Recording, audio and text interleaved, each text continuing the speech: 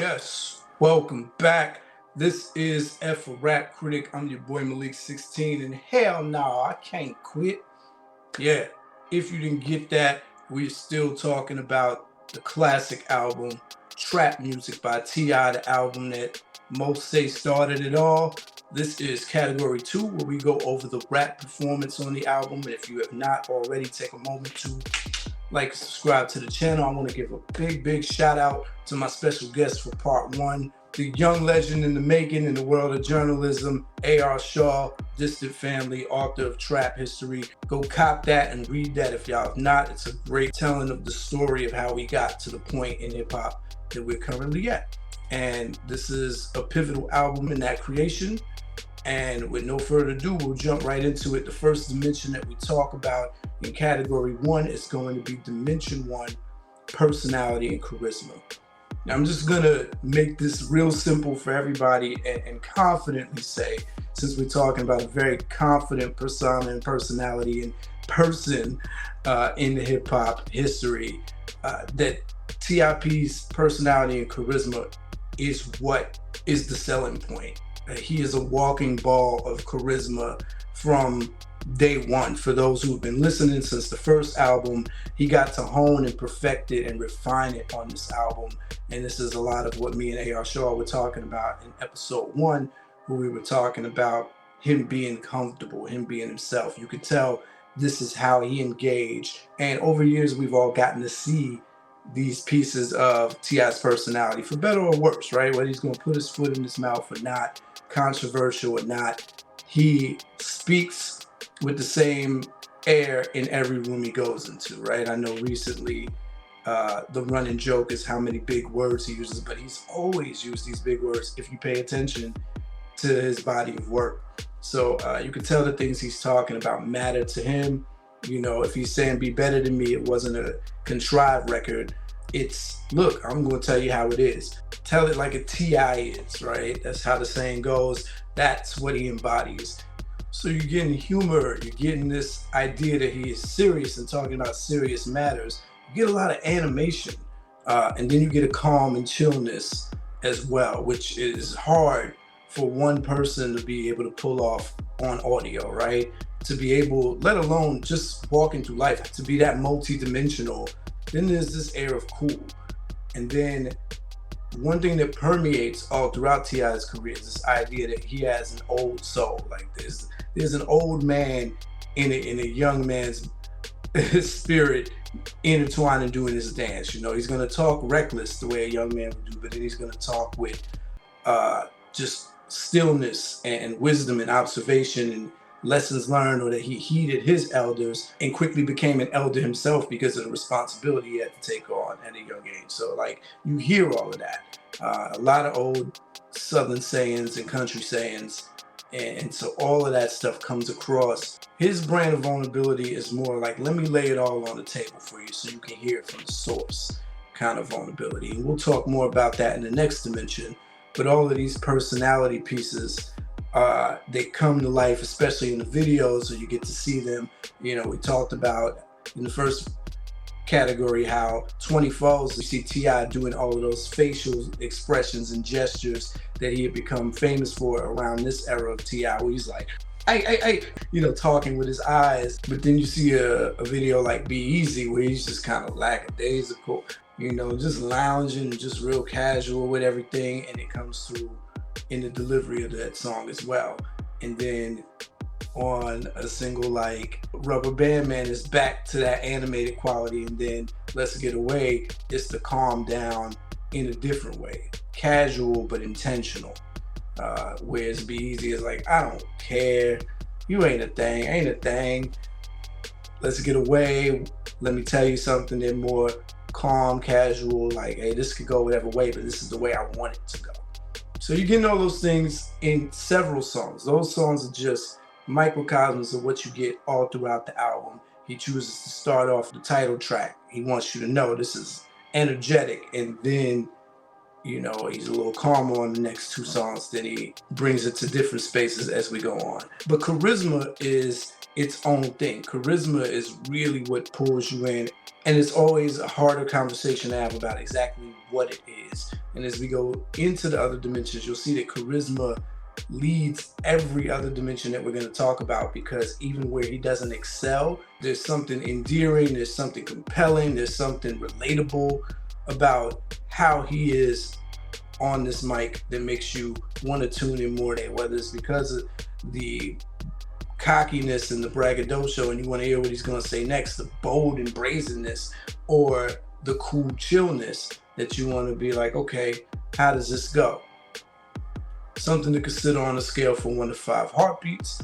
That takes us to the next dimension, dimension 2, the believability or the suspension of disbelief. Suspension of disbelief, we can rule this out as that kind of album. It's not a character album, right? T.I. and T.I.P. are these extensions of the man Cliff Harris himself, and he said that everywhere he can be heard saying that. And he plays off of that on tracks like T.I. versus T.I.P., where he's talking about real life experiences and past and present him, things that he can do from his past behaviors that can mess up the newer behaviors that he's trying to map out now that real life things have come to play, like having, at that point, 3 children. Being able to show multi-dimensions and not being afraid to do it. You know, that's not a sappy track. It's a pretty middle ground song. It's over one of the harder beats, but it's more stripped down so you can really pay attention to what he's saying. It's just like almost an interlude, right? And so that seems to be T.I.'s brand. He's always going to come with this level of opening the door, being an open book, letting you understand what makes him tick, and admitting to his flaws and regrets, maybe a little late after the fact. But it's clear that he studied the greats, and the greats tend to do that. You know, Jay-Z's debut album ends on a song called Regrets, whereas you hear a lot of people who are like, I don't have any regrets, it is what it is. Cool, they might say that in an interview, but being able to make songs like that, still ain't forgave myself, I still love you, regrets. All of that echoes greatness because it shows you willing to lament, to say, man, everything isn't perfect, this is how I cope with it. And that, again, could help the next person listening. That's what you want, your audience to be able to get something from you being vulnerable like that, to know that, oh, you're not a superhuman. And he'll say realistic things. His braggadocio is grounded. He said, I want to smack dudes for running their mouth, and if they big, shoot them in the leg and even the odds. Realistic, not saying I got big cannons and, you know, there's room for that. But T.I., more times than not, opts to do something grounded, saying, yeah, I could get got, but I'm going to get you first. The album ends with him rapping about getting killed by the cops, you know, getting shot in the head by the police. Not many rappers willing to do that. Not many rappers willing to not be the victor in all situations. And yeah, you could argue that he was doing it for the sake of creativity, but also it's a choice. It's always a choice. It's interesting having this conversation with all the controversial things that have come out in recent years about T.I. concerning his legal affairs and how he's gotten into and out of his legal affairs, and, you know, the Boosie commentary. But at this point in time, as an audio body of work that's forever sealed in history, he's not saying things that seem like he's stepping out of his lane. He's not saying he's the kingpin. In different songs, he's letting you know he left that behind. In other songs, he's talking about it like he could still get to it. And both of those are not too far from where he was at this point, because he'll tell you it in interviews, if this album didn't work, then he was prone and most likely going to go back to trapping. And so you get that as he slips in and out of talking past tense, present tense, future tense when it comes to drug dealing, not unlike Jay-Z and some of the great coke rappers, drug dealer rappers, trap rappers, who know how to speak from all angles, but mostly veer towards what they used to do. And T.I. draws a responsible line with saying, this is what could happen if I'm provoked. This is how it was. And if you're going to try to do it, here's the risk and here's the pitfalls. And that level of responsibility is what you want. when he's talking about women, even that, after some of the stuff that's come out about T.I. over the years, where he's saying things like, oh, I got 8 plus the twins, but for you, I make space. It's like, is that hard to believe if you're a young bachelor on the rise in a city like Atlanta, where men are outnumbered by women by a crazy ratio? And we talk about women who by and large fit the attractive standard for what rappers usually gravitate towards. Is it crazy? It might be a little embellishment, but I don't know how far-fetched it was at that time, right? And I just don't know many rappers who are willing to admit to maybe not being halfway being a deadbeat dad. You know, that third verse on I Still Love You is his confessional. He's literally saying, man, I had to get this on my chest. There's no way I can criticize my dad when I almost ran away from being a dad. And he's apologizing to his daughter, like, for something that she maybe wouldn't even be aware of, but he knows that down in history it might be told a certain way. So let me get in front of this and own this. It's hard to believe that any rapper would put that on wax just for dramatic effect. And again, you know, when you hear the producer's story, Nick Fury, about how that was kind of his emotional and thought process as he was making that beat, and you hear how that kind of lines up. Those make for interesting behind the scenes stories. And then you take his vulnerability and passion about talking about how his first album disappointed him. On at least 3 songs, he makes reference to it, right? Very low promotion on that album, right? And then he's like, how did we slip? We know it should have won at least 2 mil. Can't Quit is his whole diatribe about how he's got to come back harder because he can't fail. He can't let that knock him down. So you're getting that, again, something that not a lot of rappers would do. They'd be like, oh, I left that label, you know, and you've seen in different interviews where him and Jason Jeter may talk about how they asked to be released. That's the common statement for rappers to make, so it makes it a little hard for the public to be like, okay, whatever you say, or to just take it. We take it with a grain of salt when rappers say that. Whether you got dropped or not, the bounce back is incredible, and it makes for an even more compelling story. Everyone loves the Phoenix. Everyone loves a comeback story, and that's just what it is. Something that kind of goes in line with the first dimension when we're talking about personality is there's this universal quality. We talked about in the first category how T.I. has a very, very, very Southern presence, but because he spent all these summers in my hometown in Harlem, going back and forth, Harlem being a very swaggy place, Atlanta being a very swaggy place, he's able to put, it's almost like he was destined to have this kind of perfect balance of up north sensibility and southern sensibility that makes it easy to relate to. He's not just describing things that matter to Atlanta, he's describing things that matter and you could visualize regardless where you are on the map. And I think that helped the compelling, the charm, the charisma factor, and the relatability. You know, one thing over the years, as much as T.I. has been questioned about legalities, I've never heard his actual street rep question. And he doesn't lead with that. He's not saying he's the toughest. He's not saying he's the top seller. You know, we're talking about BMF era, so he couldn't have been that much of a kingpin. But as far as his circle, he just wants you to know he's a thoroughbred, right? And then he talks about a song like Doing My Job. Now, I'm led to believe that Doing My Job was kind of motioned by the sample already being a part of the beat. You know, as writers and rappers, from a rapper's mind, you write and build around the prompt if you get a vocal sample like that. Like, what can I do with this, right? He goes on record saying that he was very, very honored to write a song like that because he felt like it spoke for so many people in the trap who couldn't articulate that dichotomy that exists where you know you're doing wrong, but you know that you're not out here to do any more wrong than you're already doing. And it's a weird justification. We'll talk more about that as we go through the dimensions. But because he gets so detailed with it and so passionate about it, you can tell that this comes from lived experience. So all these things is something to consider on a scale from 1 to 5 heartbeats when you're thinking about the believability or the suspension of disbelief. Takes us to dimension 3, the delivery.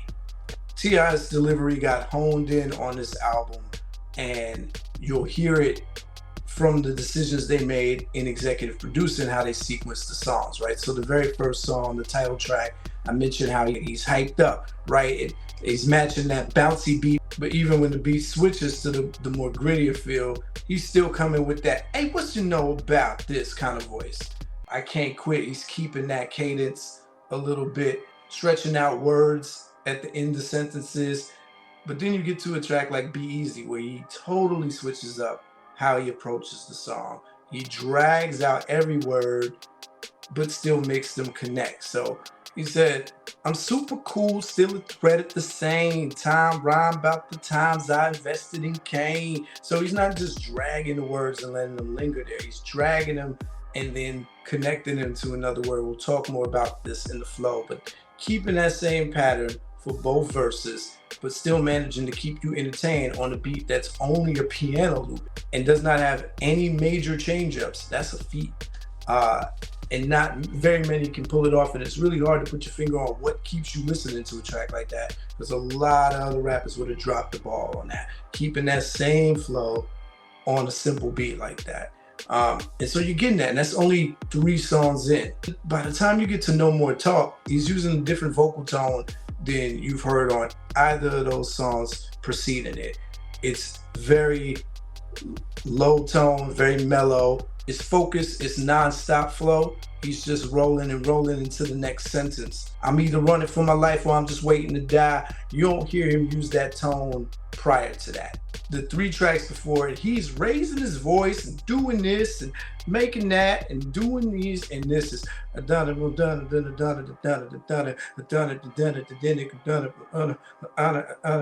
he keeps that for the entire song. So it's a way stripped down, cool, deeper tone than you hear before that. He goes back to the higher tone on Doing My Job, and he plays from there on out. Like, again, I laugh when I hear Let's Get Away and Wanna Be Your Man, because it's, men, you know, we do this thing when we talk to women. We use our late night phone voice. My girl jokes on me all the time. Like, when we were first getting together, she's like, yeah, you were talking like you on a Quiet Storm or something, because it's just kind of natural. Our voice projects a different way when we're in around a group of dudes. It's just kind of social dynamics there. And so you're getting that, you know, you're hearing that. If I can get a little bit of your time, shawty, I got some shit I want to get off my mind, and I know, you know, it's a different kind of cool and calmness. Be Easy's animated, cool and calm, and No More Talk is focused, cool and calm. Let Me Tell You Something is pillow talk, cool and calm. And, you know, he doesn't really try to sing or carry any chants like that. The most chances you're getting is the 24's hook, but he's not against that. It ad-libs all through. Hey, getting that all through. Yeah. Hey, pimp with it. And it like, as he talks, his talking is just as important as his verses. The most iconic rappers have that ability where you want to hear them talk, or you're just as entertained by their talking as a verse. And you take a track like Be Better Than Me, his little rant at the end is just as important, if not more.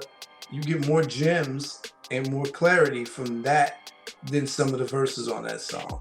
And I think that helps sell the idea of who T.I. is and what he's presenting to you. He uses distortion and pan when he wants to make a point. On the Indie King of the South, you'll hear him yelling out the pan side, which is not unlike what he did on his first album, on Bezel, where he's shouting out the NWA rappers, and get into UGK and 8 Ball and MJG shout out. He squeezes Scarface and Outkast in the shout outs as well on the pan ad-lib. So he's going to use some ad-libs. Yeah, you're going to hear that on this album for sure. All these things are something to consider on a scale from 1 to 5 heartbeats when you're thinking about the delivery and T.I.'s use of voice on this album. Takes us to dimension 4, the flow, everyone's favorite. This is where T.I. proved his mettle. If the personality and the charisma are what leads everything about this album and T.I.'s reintroduction, the flow is what really pops the wow factor, because at this point we assign flow from Atlanta strictly to Andre 3000 and Ludacris, who is a proven flow master. But T.I. is coming with this ability to let you know he's got flow in a cool way. He doesn't have to overemphasize it. He just displays it. He's keeping pace with the beat in a way that we haven't heard a lot of cool rappers be able to do, and let alone cool rappers from the South. Coolness kind of got its stamp from Snoop and East Coast rappers, right? Jadakiss was the walking definition of cool. Fab was turning into coolness, where I don't have to do a lot over this beat. T.I. is still gonna do a lot. He's gonna do more than all three of those rappers, and then he's gonna give you tracks where it is more laid back. But what you're not gonna get is him going all over the place. Until the last two songs, I pointed this out in video one. Be Better Than Me and Long Live the Game are callbacks to the dominant flow that he used on his first album, I'm Serious, where he just wanted to prove he could spit. T.I. goes on record when in the 10-year review of this album saying his partners, his camp, told him his first album he was spitting, he was hitting hard, but he can get more flies with honey, so to speak, if he dumbed it down a little bit and tightly packed his verses in the vein of, I am a song maker now. I'm not just a spitter on beats. I'm making songs. And so those two songs, even though there was a controlled element on Long Live the Game, I mentioned this, that he intentionally slows down on some bar couplets and then speeds back up like he's like rubber banding. It just wasn't as measured as it could have been, so it still doesn't sound as tight as all the other raps on this album. Be Better Than Me, it sounds like he's chasing the beat or catching up with the beat. He doesn't go off beat, but he does spill over a lot on some of the lines on each verse, particularly the third verse. He's like, a bad hand from a mad man in the mad clan. All another is take a fall if you got the last stand. Gnawed on, sawed in. Everybody ball in, everybody else all in. You don't know where to fall in. It's a flawed head. I'm telling you, shouty.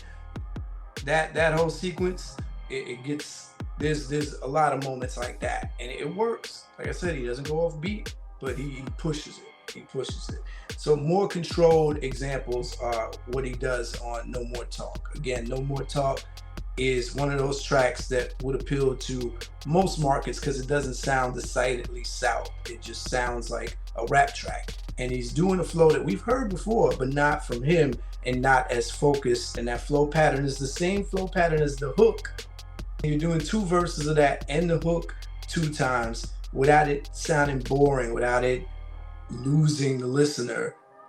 It's a feat. It's a feat to be celebrated, because most rappers, if I'm rapping like this and I do it like this, I get it, I'm flipping the brand and that's my hook too, you're not making it to the second verse.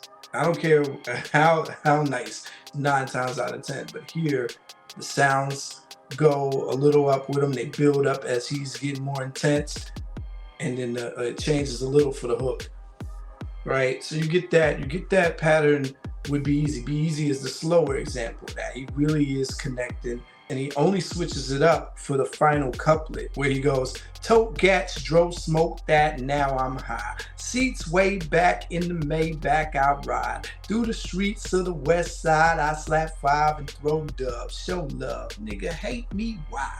Right? All those internal rhymes in them, but broken up in a staccato pattern that at that point I had only heard State Prop and Philly rappers play with, right? Pete Crack Cocaine, like that breakup, and it still goes, but it's a real nice deviation to cap off a song where he was doing that same, rhyming all his ending lines for the most part by the 4-bar setups, rhyming with the same ending line, right? Gain, cane, frame, all that A sound. The second verse, a lot of E sound, right? Lead, me, B, C.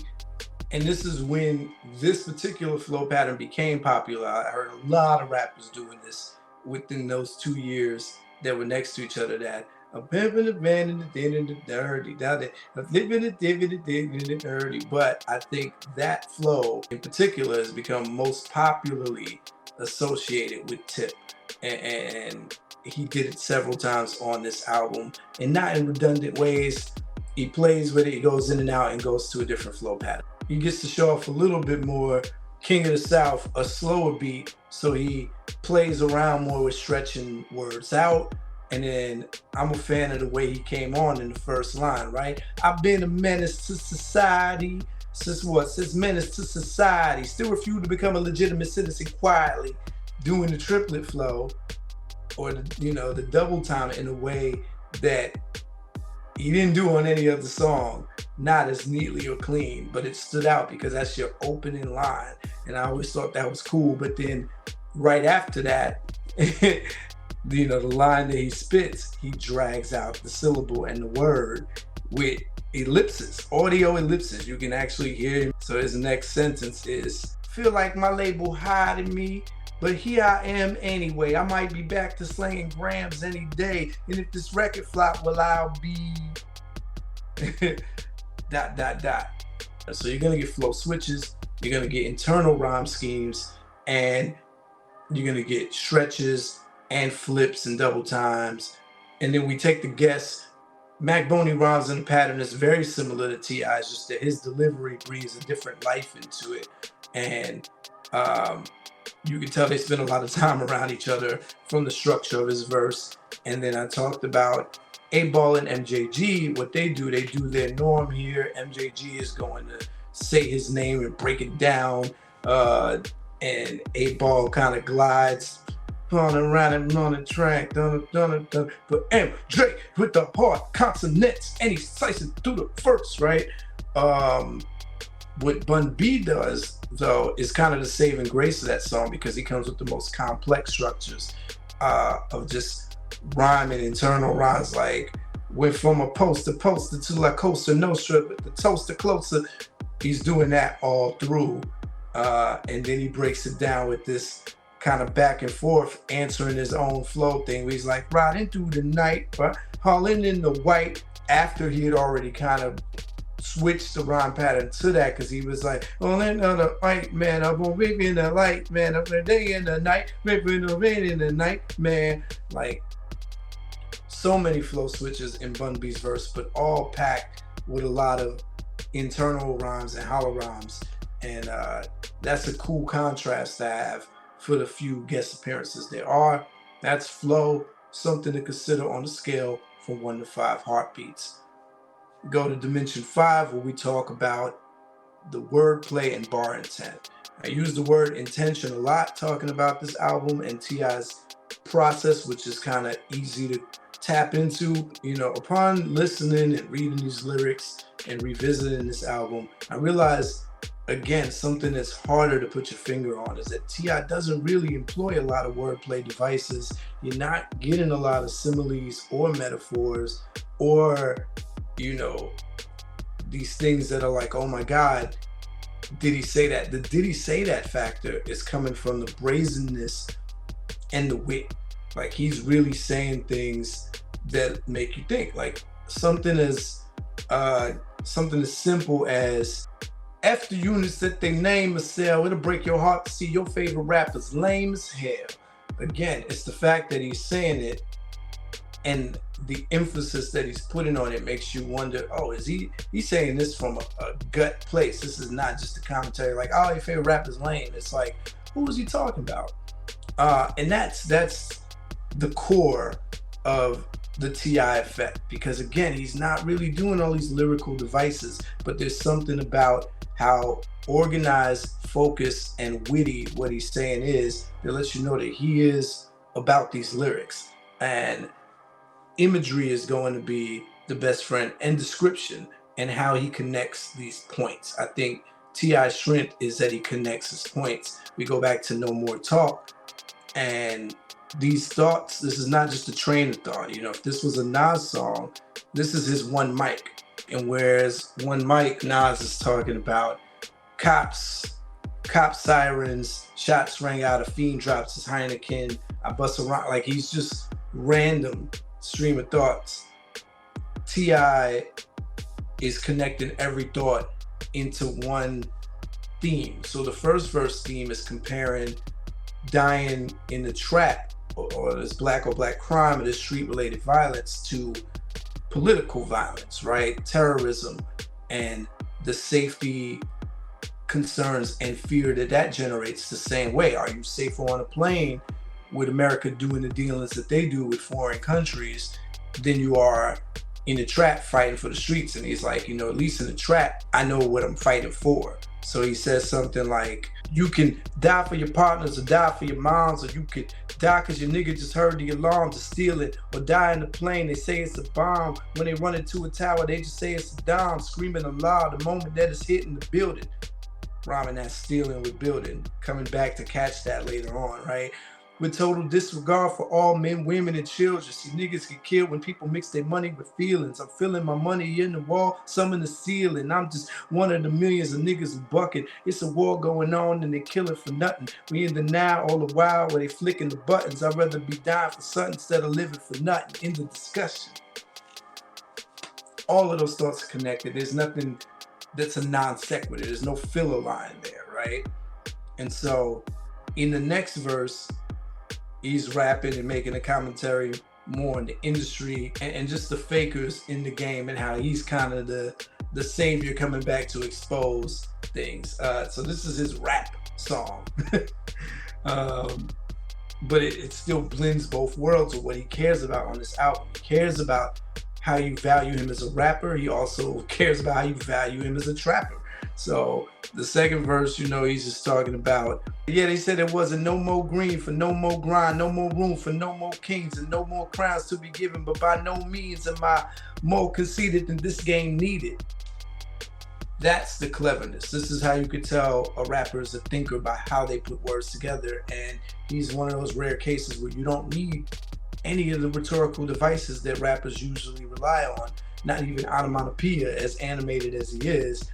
The setups are simple, the structures are wordy, and they fit where they land perfectly, and they make sense and connect. And that's kind of more important than anything, because there's still an impressiveness when you're able to keep a tight flow, a delivery that makes people care, and your stuff makes sense all the way through.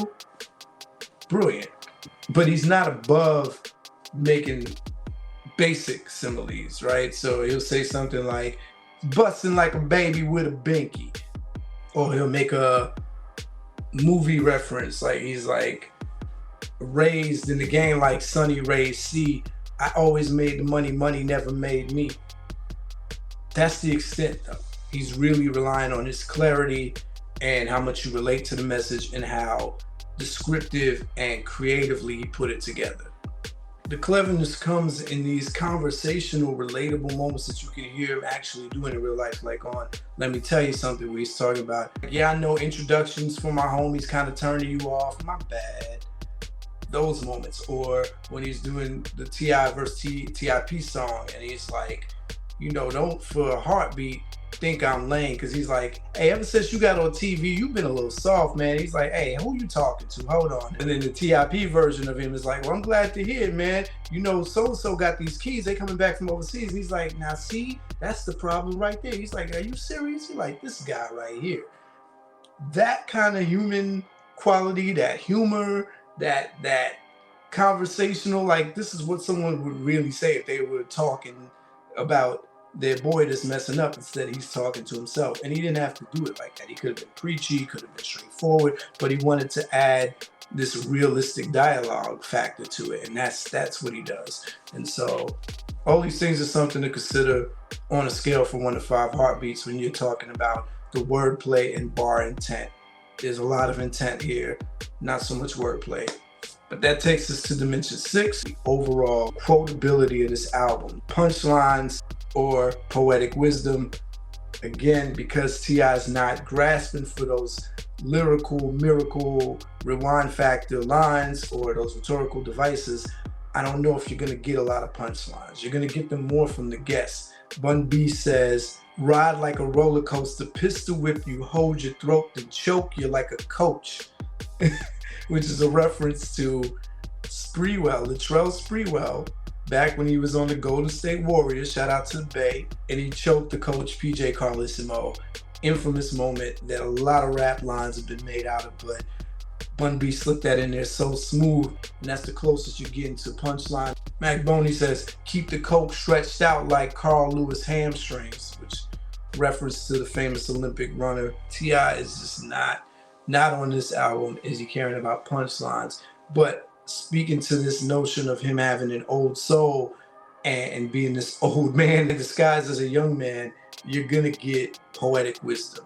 I feel like this album might be one of the first references of the slang 12. On the first song, you hear T.I. talk about 12, and when they're like in between the beats and running from the cops, they're like, hey, 12 coming. Before it was popular, just like the word trap. This album brought trap to the masses. This was an Atlanta word since the late 90s, and A.R. Shaw talks about that in his book. My personal first time hearing trap was on the Equimini album, which we're going to talk about later this year, maybe in a month. And the way he describes it is with a sense of responsibility. Like, hey, here's the woes that come with it. So we take a song like Just Doing My Job. He said, you think we out here killing for nothing, struggling, hustling for no gain? The way he ends each of those verses are memorable. We tend to remember the very cocky, confident performers at first because we don't believe them, and we're like, who this? The audacity. And then later because we do believe them, because they're like, man, they've been saying this since day one. So the bold, brazen claims get remembered because of that element, and then the gems, if you're a real fan, if you're a real head, then you're picking up on them just because it sounds like a conversation with your enlightened friend who still does ignorant stuff, which is reminiscent of that Nipsey Hussle Tupac quality. It's like, hey, didn't you just get in trouble for, throwing a swing at so-and-so? But at the same time, it's like, hey, don't be like me. I get myself in trouble. Call me trouble, man. Always in trouble, man. Like the moment where he acknowledges his cousin Toot, and right before the end of his second verse on Rubber Band Man, where he's like, so every show I'm rapping like he's here in the crowd. His ending lines are usually the ones that you can latch on to the most. The end of T.I. versus T.I.P. He's like, how many dudes is real enough to go and get himself a straightening? I don't know how widely quoted these things were, upon the album's release. I don't know who runs around quoting these, but the memorable factor is there as you listen to it. These are standout portions, standout lines, and that's about the extent on this album. All something to consider on a scale from 1 to 5 heartbeats. Takes us to dimension 7, the concepts. Okay, it could be argued that this album itself is a loose concept. Without relying on skits, he takes you on this idea of, I'm going to introduce you to what the trap is, and at the very last song, I'm saying, long live the game, even if I don't live, because the trap will remain, right? You can look at it that way. So the beginning and the ending song are concepts. I don't know how well executed as concepts they are. That's for you to judge. But it's this idea of, this is my last day on earth. I went out because of the game, but the game lives on, right? That's the story.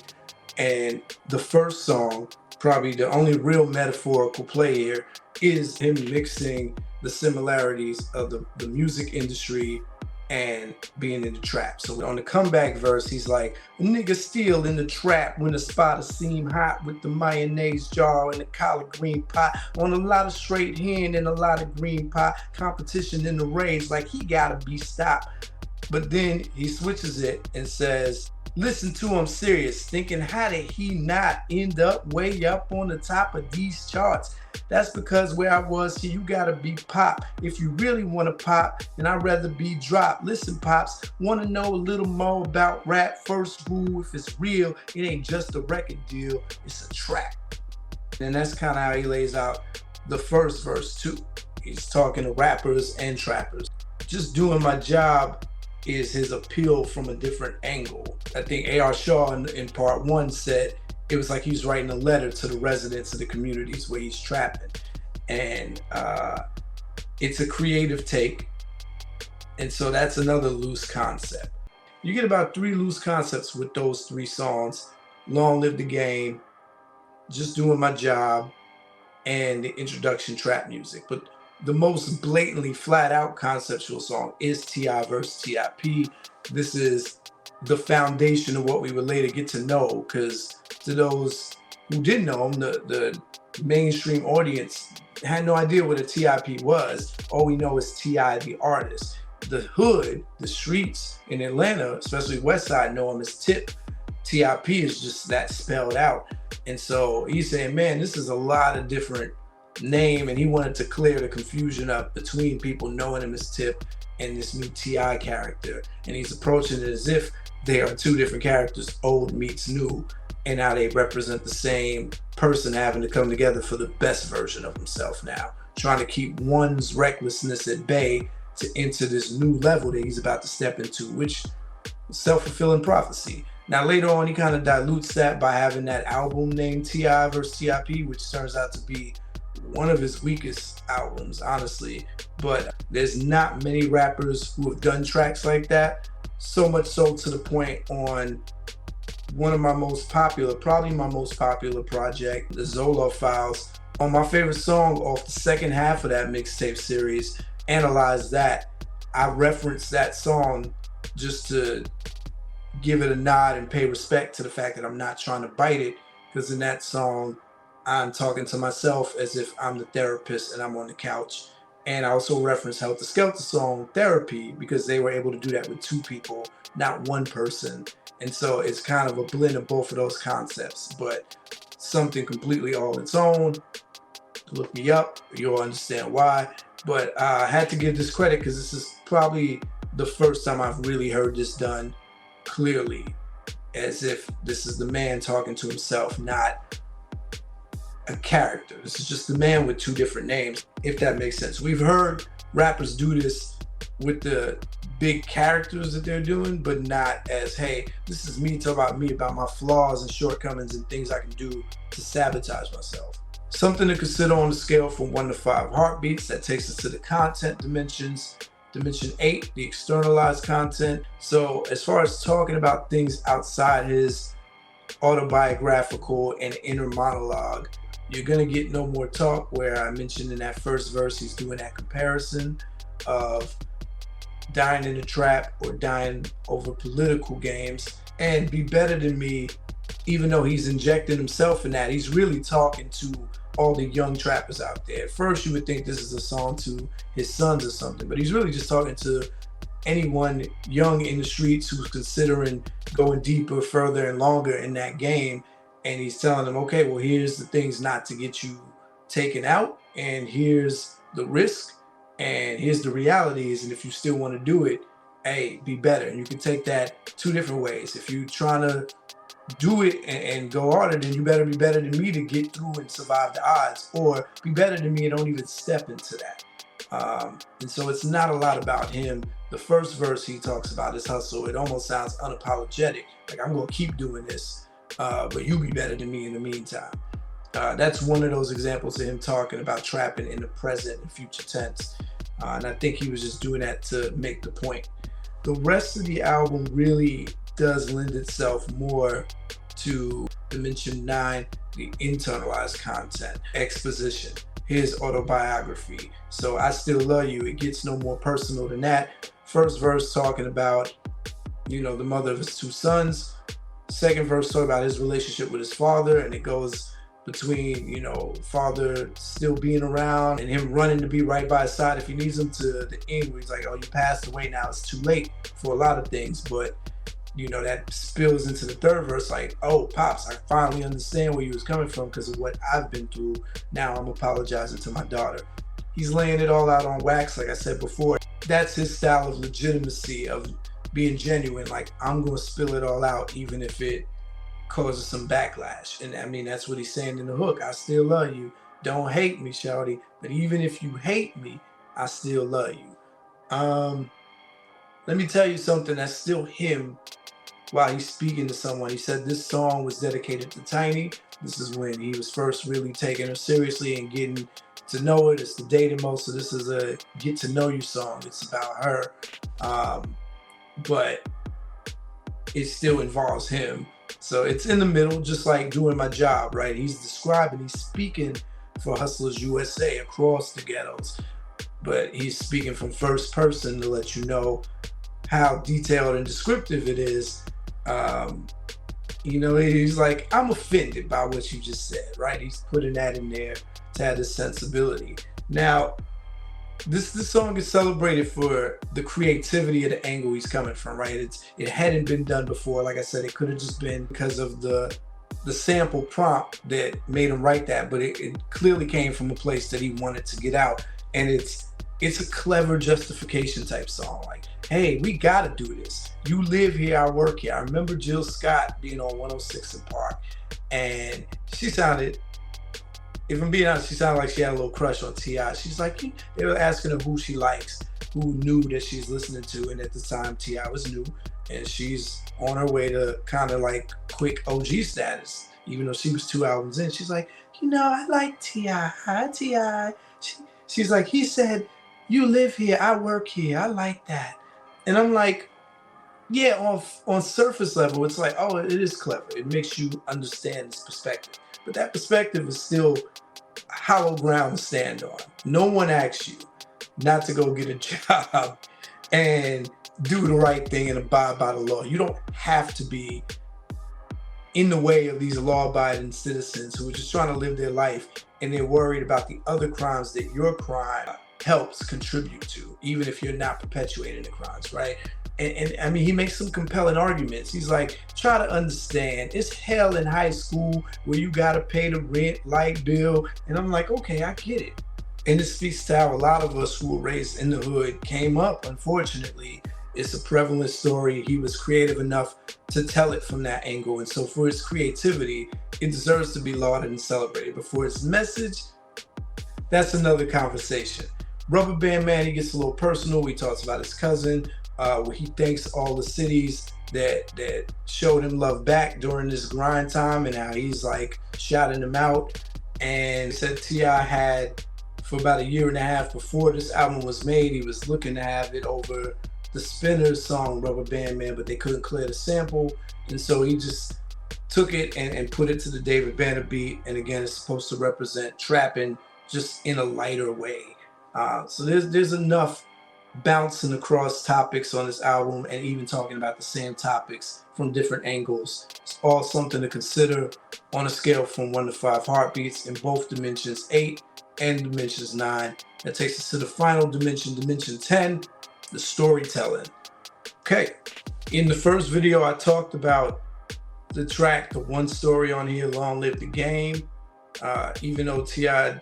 raps a couple of these verses in narrative form, Long Live the Game is the only straight up story that has a beginning and an end. I just argue that it doesn't have a middle, and there's no turning point, there's no real capture to it. He just is riding around one day, and in 2 minutes he's shot in the head by the police in a shootout, and there's more emphasis on the style of the gun that he packed in his jeans than why he got to this point and why he had to go out that way.